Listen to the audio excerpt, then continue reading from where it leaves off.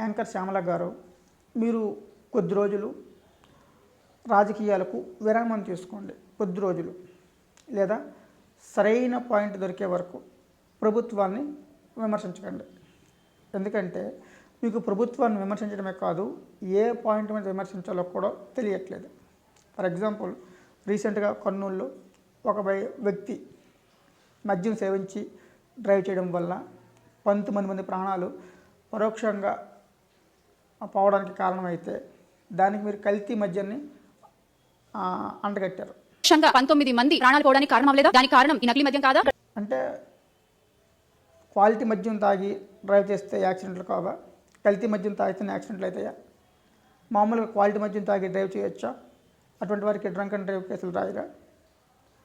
Madam, మీరు కొద్ది రోజులు రాజకీయాలు మాట్లాడకుండా ఒక సామాజికవేత్తల ప్రజల్లోకి రండి.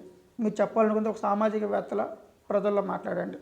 ఫర్ ఎగ్జాంపుల్, అదే యాక్సిడెంట్ని బేస్ చేసుకుని మద్యపానం తాగి డ్రైవ్ చేయడం వల్ల ఆయన మాత్రమే కాదు, మరో 19 మంది ప్రాణాలు పోవడానికి కారణమయ్యాడు. లేదా ఇప్పుడు తుఫాను, బయట వర్షాలు ఎక్కువగా ఉన్నాయి కాబట్టి ఎంతో అవసరమైతే తప్ప ప్రజలు బయట తిరగకండి, ప్రజలందరూ అప్రమత్తంగా ఉండండి. ఈ రకమైనటువంటి విషయాలతో ఒక సామాజికవేత్తలాగా ప్రజలకు చెప్పాల్సింది చెప్పండి. దానివల్ల మీకు ప్రజల్లో మంచి గుర్తింపు వస్తుంది.